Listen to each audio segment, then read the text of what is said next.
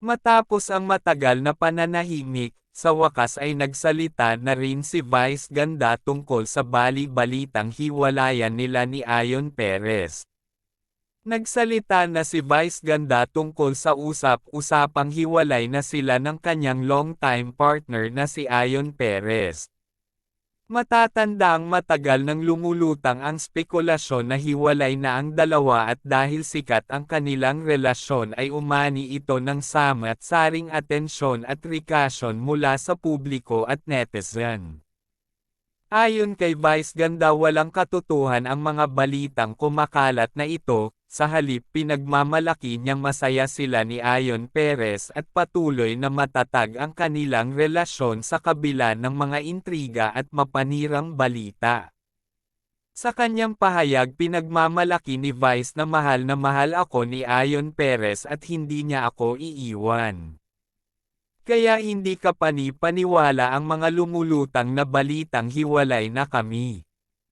Idinagdag pa niya na ang mga balitang kumakalat ay mga gawa-gawa lamang at walang basehan, walang katotohanan ang mga balitang yan diin pa ni Vice Ganda at banilinan pa ang kanyang mga fans na wag basta-basta maniniwala sa mga maling impormasyon at bali-balita.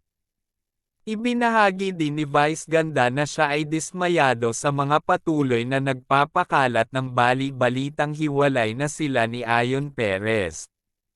Ayon din sa kanya ay may mga tao talaga na may masamang hangarin at gustong sirain ang kanilang relasyon sa pamamagitan ng pagpapakalat ng maling isyo na sila ay hiwalay na ng long-time partner na si Ayon Perez. Alam mo yun, may mga tao talaga na gagawin ang lahat mapabagsak ka lang kahit wala kang ginawa o kaalam-alam sa mga tunay na nangyayari dagdag pa niya. Gayunpaman, sinabi din niya na natutunan na din nila ni Ayon Perez na huwag nang patulan ang mga ganitong tao na nagpapakalat ng maling impormasyon para sa ikatatahimik ng kanilang relasyon. Deadman na lang kami sabay ngiti na para bang di na siya apektado sa isyong ito. Para sa kanila ay ang tiwala at pagmamahalan nila sa isa't isa ay sapat na at hindi na nila pinatulan ang sinasabi ng iba. Alam namin ni Ayon Perez kung gaano namin kamahal ang isa't isa. At yun ang pinakamahalaga, dagdag pa ni Vice. Isa pang binigyang diin ni Vice Ganda ay ang panghuhusga sa kanya bilang Mucha community. Matatandang mula nang magsimula ang kanilang relasyon, bukas na sa isip nila ang pag-iintriga at panghuhusga sa kanilang magiging relasyon ng publiko at netizens lalo na si Vice Ganda na kilalang personalidad at kilalang hindi tradisyonal na babae.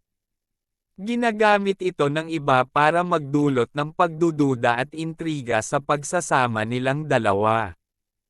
Hindi naman lingid sa lahat na hindi talaga ako tunay na babae kaya normal na sa amin na may mga tao talaga na pilit kaming hinuhusgahan pahayag pa ni Vice Ganda. Sa kabila ng lahat ng mga pagsubok sa aming relasyon, sinabi pa ni Vice Ganda na nananatili ang katatagan ng aming relasyon at pagmamahalan namin ni Ayon Perez at hindi nila hahayaan na sirain sila ng mga mali-maling balita na kumakalat tungkol sa kanilang masayang relasyon. Ang dami na naming pinagdaanan kaya't alam kong mas lalo lang nitong pinatatatag ang aming relasyon at pagsasama pagkatapos nito. Isa sa pinakamatunog na isyo ang binabato sa kanila ay ang umano pakikipagrelasyon ni Ayon Perez kay Jackie Ellen Gonzaga. Ayon sa mga spekulasyon ay si Jackie raw ang tunay na karelasyon at hindi si Vice Ganda. Ang usaping ito ay lalong nag-init nang malaman na buntis daw si Jackie at si Ayon Perez ang ama na nagpasiklab pa ng maraming haka-haka sa publiko. Ang mga usaping ito ay mabilis na kumalat sa social media at mga newspaper dahilan para mas pag-usapan ito ng maraming tao. Gayunpaman ay nagsalita na si Jackie at nilinaw ito na ang maling usaping ito sa publiko na wala itong katotohanan at huwag basta-basta maniniwala.